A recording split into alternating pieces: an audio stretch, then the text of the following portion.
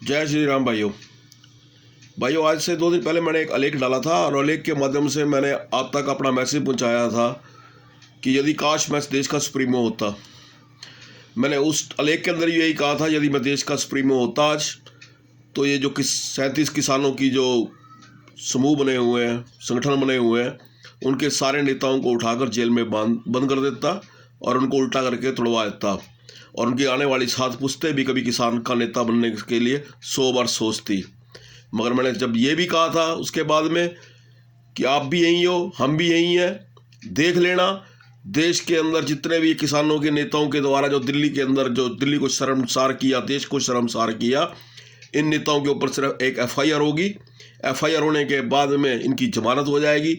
जमानत होने के बाद में केस फाइल ठंडे बस्ते में चली जाएगी और इन नेताओं का कुछ नहीं होगा। आज भी आप देख लो, चाहे सिंधु बॉर्डर हो, चाहे गाजीपुर बॉर्डर हो, वहाँ पर किसानों ने अपना उपद्रव मचा रखा है और धरने पे बैठे हुए हैं और अपना हट योग लेके बैठे हुए हैं। मगर सरकार बिल्कुल असहाय है। जब लाल किले के ऊपर उन्होंने अटैक किया था तो क्या हमारे देश की भारत सरकार इतनी कमज़ोर थी कि लाल किले की सुरक्षा भी नहीं कर सकती थी?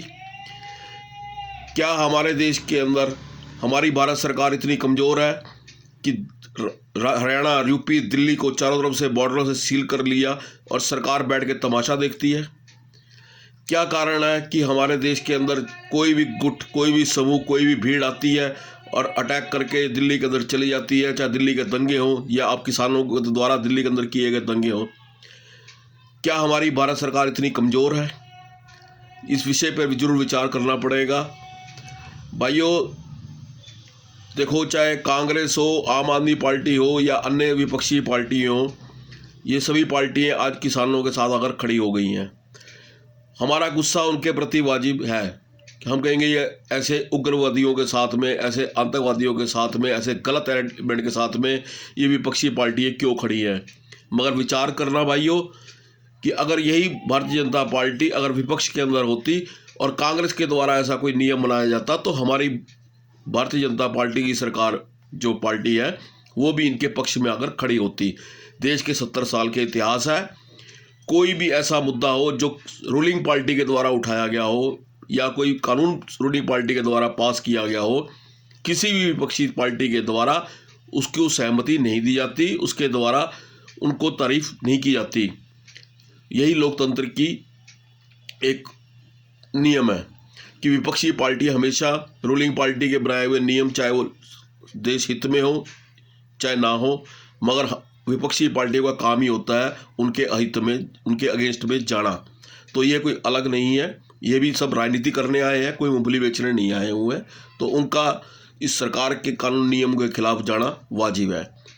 और किसानों के कानूनों को लेकर मैंने पहले भी एक बार आपको एक लेख के माध्यम से, वीडियो के माध्यम से, ऑडियो के माध्यम से भी कहा था कि जो तीनों कानून बनाए गए हैं ये किसानों के फेवर में नहीं है, नहीं है, नहीं है। मगर विडंबना ये है कि बहुत से भाई इसके फेवर में बोलेंगे, बहुत से भाई इसके अगेंस्ट में बोलेंगे। सबको अपना बोलने का अधिकार है, हर एक भाई इसको बारे में बोल सकता है।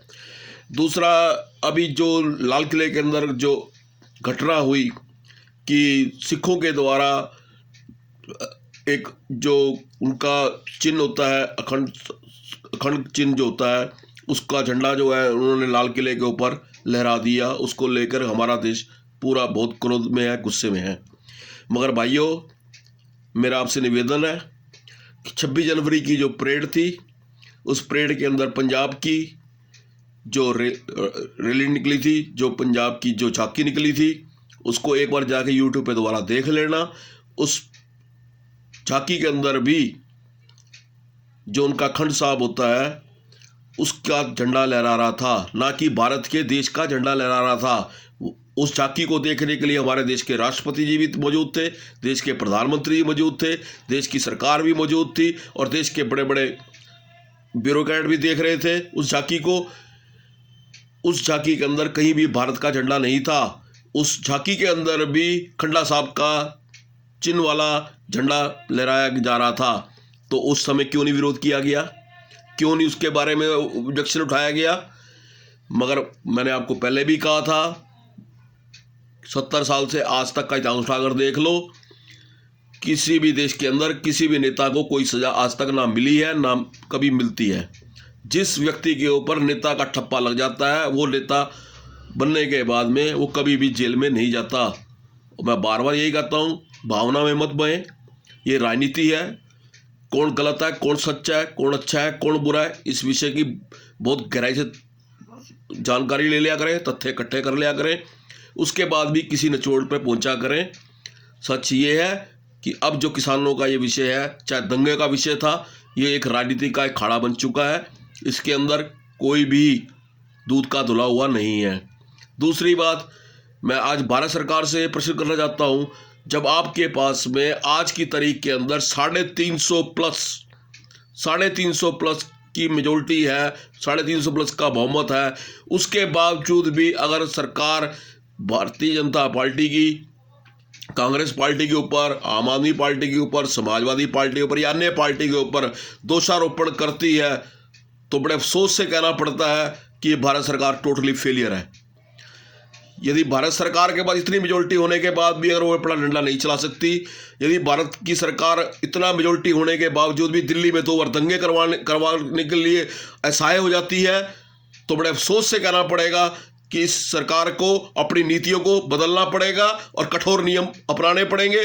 अन्यथा आप दूसरों को दोष देते रहो, दूसरों को दोष देने से आप बच नहीं सकते हो। इसलिए मेरा सारे युवा भाइयों से निवेदन है, कृपया करके भावनाओं में मत बहें, किसी पार्टी के पक्ष विपक्ष में ज़्यादा अपने आप को भावित मत हो जाए। सोच समझ कर बात करें, सोच समझ कर निर्णय लें, क्योंकि ये जो है किसानों का मुद्दा, ये अब राजनीति का अखाड़ा बन चुका है। इसके अंदर सब पार्टियां अपनी अपनी रोटियां सेक रही हैं, चाहे कोई भी पार्टी हो, और उनका सेकना वाजिब भी है, क्योंकि भाई वो सब राजनीति करने आए हैं। आप अपने तक रहें, अपनी भावनाओं को अपने तक ही सीमित रखें। जय श्री राम।